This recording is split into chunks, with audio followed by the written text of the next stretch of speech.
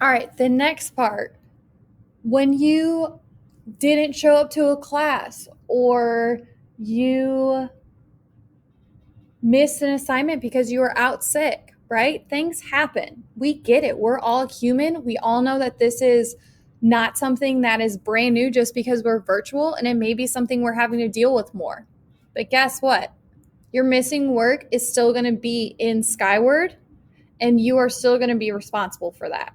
Okay. So when you're on your grade book, and again, those of you who are from Washington Township schools, you can help out those new kiddos if they have questions. And if you have questions, obviously ask one of your teachers, but it'll show you have blank missing assignments, and you can actually click on that number and see where they're from. So by the end of the quarter, if you are a student who struggles with getting things done, you may see, 4 assignments from Miss Davy and 3 assignments from Mr. Patzel and 5 assignments from Miss Benning and 8 assignments from Mr. Johnson, right? You will see all of your missing assignments for all of your classes in one place. That's the great part about this. Okay?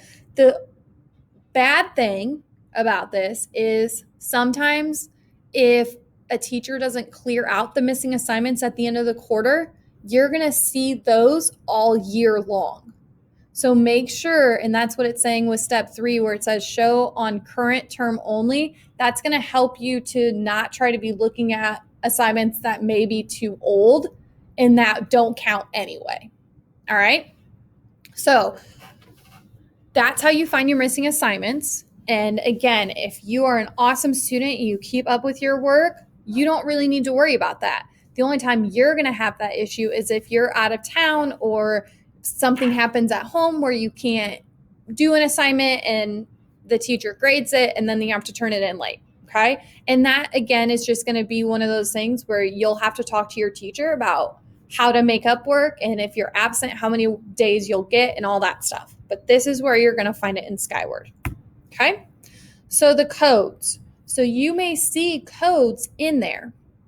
And what this says is NHI, not handed in, absent, meaning you weren't in class. Okay. That's what I'm saying, where you were sick that day, you couldn't log on that day. So you are absent, but you still are responsible for getting that assignment in within the timeline that's by that teacher. Excused, if for some reason, God forbid something happened to somebody in your family, or a teacher decides that you don't have to complete an assignment, you'll see that EX. It may still pop up in the missing, but it'll say EX. And then late is just turned in late. Okay, so that kind of shows if you did something and maybe didn't get 100% on it and it has that late next to it, you'll know, oh, well, that's because I handed it in late. That's why it's a little bit lower than what I thought it should be.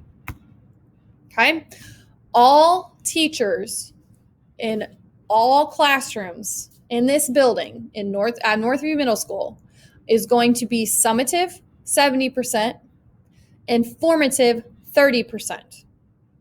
Okay. And some of you know what those words mean. Some of you, this is the first time you're hearing it. And others of you are like, I've seen those words before, but what? So let's talk about that.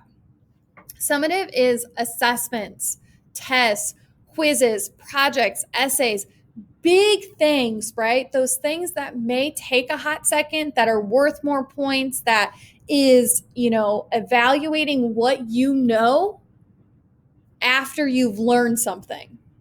Whereas formative is kind of on the fly, if you want to call it. It's classwork, it's homework, it's small projects, things that you're doing while you're still learning the material. That's why it's not worth as much, because you're still learning it, but we're still seeing how you're mastering it. Okay. But that's why that summative is so much bigger, because it is going to take more of your time typically. That's just how it's going to be.